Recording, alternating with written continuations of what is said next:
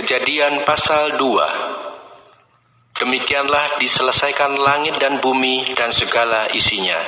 Ketika Allah pada hari ketujuh telah menyelesaikan pekerjaan yang dibuatnya itu, berhentilah ia pada hari ketujuh dari segala pekerjaan yang telah dibuatnya itu. Lalu Allah memberkati hari ketujuh itu dan menguduskannya, karena pada hari itulah ia berhenti dari segala pekerjaan penciptaan yang telah dibuatnya itu. Demikianlah riwayat langit dan bumi pada waktu diciptakan. Ketika Tuhan Allah menjadikan bumi dan langit, belum ada semak apapun di bumi, belum timbul tumbuh-tumbuhan apapun di padang, sebab Tuhan Allah belum menurunkan hujan ke bumi, dan belum ada orang untuk mengusahakan tanah itu. Tetapi ada kabut naik ke atas dari bumi, dan membasahi seluruh permukaan bumi itu. Ketika itulah Tuhan Allah membentuk manusia itu dari debu tanah, dan menghembuskan nafas hidup ke dalam hidungnya. Demikianlah manusia itu menjadi makhluk yang hidup. Selanjutnya, Tuhan Allah membuat taman di Eden, di sebelah timur. Disitulah ditempatkannya manusia yang dibentuknya itu. Lalu Tuhan Allah menumbuhkan berbagai-bagai pohon dari bumi, yang menarik dan yang baik untuk dimakan buahnya, dan pohon kehidupan di tengah-tengah taman itu, serta pohon pengetahuan tentang yang baik dan yang jahat. Ada suatu sungai mengalir dari Eden untuk membasahi taman itu, dan dari situ sungai itu terbagi menjadi 4 cabang. Yang pertama namanya Pison, yakni yang mengalir mengelilingi seluruh tanah Hawila, tempat emas ada, dan emas dari negeri itu baik. Di sana ada damar bedolah dan batu krisopras. Nama sungai yang kedua ialah Gihon, yakni yang mengalir mengelilingi seluruh tanah Kus. Nama sungai yang ketiga ialah Tigris, yakni yang mengalir di sebelah timur Asyur. Dan sungai yang keempat ialah Efrat. Tuhan Allah mengambil manusia itu dan menempatkannya dalam Taman Eden untuk mengusahakan dan memelihara taman itu. Lalu Tuhan Allah memberi perintah ini kepada manusia. Semua pohon dalam taman ini boleh kau makan buahnya dengan bebas. Tetapi pohon pengetahuan tentang yang baik dan yang jahat itu, janganlah kau makan buahnya. Sebab pada hari engkau memakannya, pastilah engkau mati.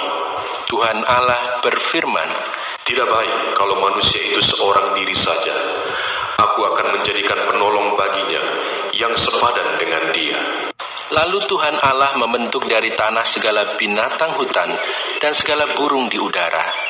Dibawanyalah semuanya kepada manusia itu untuk melihat bagaimana ia menamainya, dan seperti nama yang diberikan manusia itu kepada tiap-tiap makhluk yang hidup, demikianlah nanti nama makhluk itu.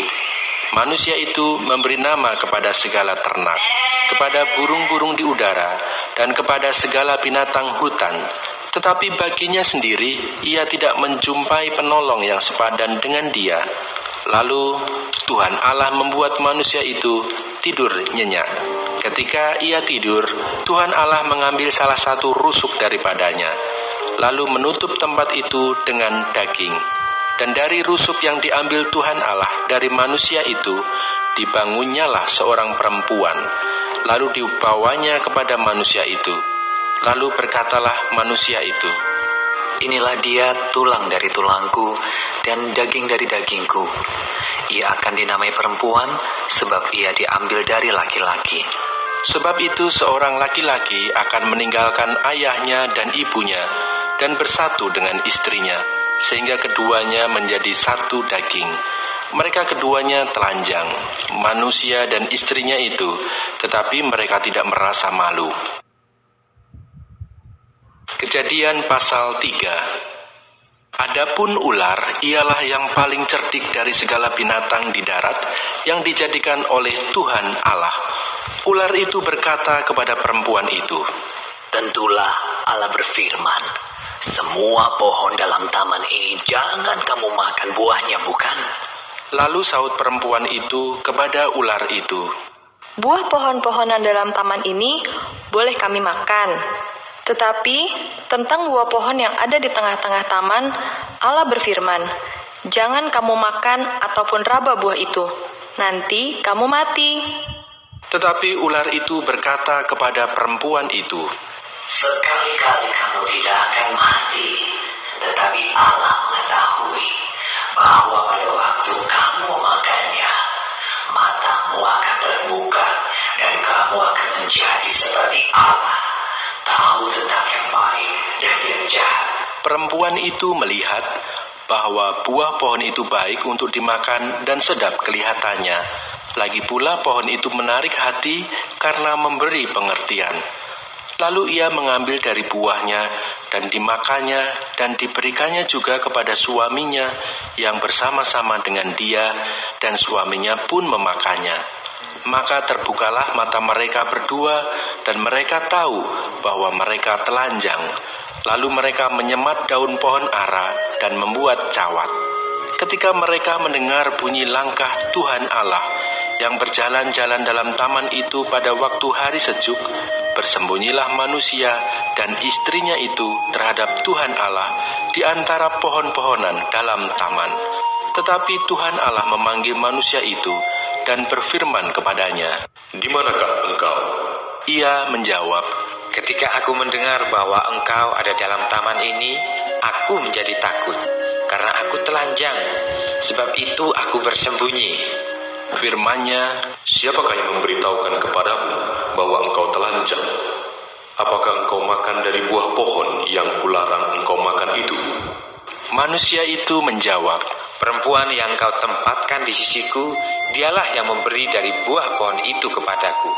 Maka ku makan. Kemudian berfirmanlah Tuhan Allah kepada perempuan itu.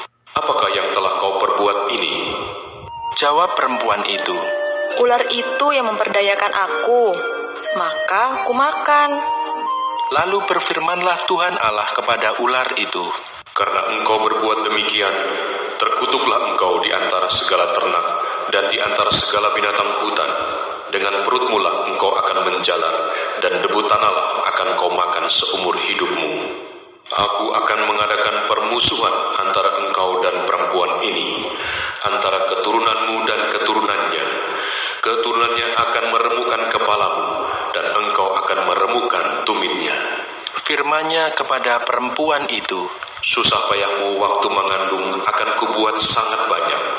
Dengan kesakitan engkau akan melahirkan anakmu. Namun engkau akan berahi kepada suamimu, dan ia akan berkuasa atasmu. Lalu firman-Nya kepada manusia itu, Karena engkau mendengarkan perkataan istrimu dan memakan dari buah pohon yang telah kuperintahkan kepadamu, jangan makan daripadanya, maka terkutuklah tanah karena engkau. Dengan bersusah payah engkau akan mencari rezekimu dari tanah seumur hidupmu. Semak duri dan rumput duri yang akan dihasilkannya bagimu, dan tumbuh-tumbuhan di padang akan menjadi makananmu.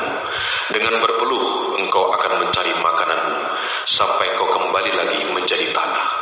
Karena dari situlah engkau diambil, sebab engkau debu, dan engkau akan kembali menjadi debu. manusia itu memberi nama Hawa kepada istrinya, sebab dialah yang menjadi ibu semua yang hidup. Dan Tuhan Allah membuat pakaian dari kulit binatang untuk manusia dan untuk istrinya itu, lalu mengenakannya kepada mereka. Berfirmanlah Tuhan Allah, Sesungguhnya manusia itu telah menjadi seperti salah satu dari kita, tahu tentang yang baik dan yang jahat. Maka sekarang jangan sampai ia mengulurkan tangannya dan mengambil pula dari buah pohon kehidupan itu dan memakannya, sehingga ia hidup untuk selama-lamanya. Lalu Tuhan Allah mengusir dia dari Taman Eden, supaya ia mengusahakan tanah dari mana ia diambil. Ia menghalau manusia itu, dan di sebelah timur Taman Eden ditempatkannya beberapa kerup dengan pedang yang bernyala-nyala dan menyambar-nyambar untuk menjaga jalan ke pohon kehidupan. Kejadian pasal 4. Kemudian manusia itu bersetubuh dengan Hawa istrinya dan mengandunglah perempuan itu, lalu melahirkan Kain. Maka kata perempuan itu, Aku telah mendapat seorang anak laki-laki dengan pertolongan Tuhan. Selanjutnya dilahirkannyalah Habel, adik Kain. Dan Habel menjadi gembala kambing domba, Kain menjadi petani. Setelah beberapa waktu lamanya, maka Kain mempersembahkan sebagian dari hasil tanah itu kepada Tuhan sebagai korban persembahan. Habel juga mempersembahkan korban persembahan dari anak sulung kambing dombanya, yakni lemak-lemaknya. Maka Tuhan mengindahkan Habel dan korban persembahannya itu, tetapi Kain dan korban persembahannya tidak diindahkannya. Lalu hati Kain menjadi sangat panas dan mukanya muram. Firman Tuhan kepada Kain, Mengapa hatimu panas dan mukamu muram? Apakah mukamu tidak akan berseri jika engkau berbuat baik? Tetapi jika engkau tidak berbuat baik, dosa sudah mengintip di depan pintu. Ia sangat menggoda engkau, tetapi engkau harus berkuasa atasnya. kata Kain kepada Habel adiknya. Marilah kita pergi ke padang. Ketika mereka ada di padang, tiba-tiba Kain memukul Habel adiknya itu, lalu membunuh dia. Firman Tuhan kepada Kain, Di mana Habel adikmu itu? jawabnya, Aku tidak tahu. Apakah aku penjaga adikku? firmannya, Apakah yang telah kau perbuat ini? Darah adikmu itu berteriak kepadaku dari tanah. Maka sekarang, terkutuklah engkau, terbuang jauh dari tanah yang mengangakkan mulutnya untuk menerima darah adikmu itu dari tanganmu. Apabila engkau mengusahakan tanah itu, maka tanah itu tidak akan memberikan hasil sepenuhnya lagi kepadamu. Engkau menjadi seorang pelarian dan pengembara di bumi. kata Kain kepada Tuhan. Hukumanku itu lebih besar daripada yang dapat kutanggung. Engkau menghalau aku sekarang dari tanah ini, dan aku akan tersembunyi dari hadapanmu, seorang pelarian dan pengembara di bumi. Maka barang siapa yang akan bertemu dengan aku, tentulah akan membunuh aku. Firman Tuhan kepadanya, Sekali-kali tidak, barang siapa yang membunuh Kain akan dibalaskan kepadanya 7 kali lipat. kemudian Tuhan menaruh tanda pada Kain, supaya ia jangan dibunuh oleh barang siapapun yang bertemu dengan dia. Lalu Kain pergi dari hadapan Tuhan, dan ia menetap di tanah Nod, di sebelah timur Eden. Kain bersetubuh dengan istrinya, dan mengandunglah perempuan itu, lalu melahirkan Henoh. Kemudian Kain mendirikan suatu kota, dan dinamainya kota itu Henoh, menurut nama anaknya. Bagi Henoh lahirlah Irad, dan Irad itu memperanakkan Mehuyael, dan Mehuyael memperanakkan Metusael, dan Metusael memperanakkan Lameh. Lameh mengambil istri 2 orang, yang satu namanya Ada, yang lain Zila. Ada itu melahirkan Yabal. Dialah yang menjadi bapa orang yang diam dalam kemah dan memelihara ternak. Nama adiknya ialah Yubal. Dialah yang menjadi bapa semua orang yang memainkan kecapi dan suling. Zila juga melahirkan anak, yakni Tubal Kain, bapa semua tukang tembaga dan tukang besi.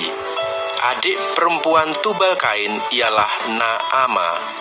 Berkatalah Lameh kepada kedua istrinya itu, Ada dan Zila, dengarkanlah suaraku, hai istri-istri Lameh. Pasanglah telingamu kepada perkataanku ini. Aku telah membunuh seorang laki-laki karena ia melukai aku, membunuh seorang muda karena ia memukul aku sampai bengkak. Sebab jika Kain harus dibalaskan 7 kali lipat, maka Lameh 77 kali lipat. Adam bersetubuh pula dengan istrinya. Lalu perempuan itu melahirkan seorang anak laki-laki dan menamainya Set, sebab katanya, Allah telah mengaruniakan kepadaku anak yang lain sebagai ganti Habel, sebab Kain telah membunuhnya. lahirlah seorang anak laki-laki bagi Set juga, dan anak itu dinamainya Enos. Waktu itulah orang mulai memanggil nama Tuhan.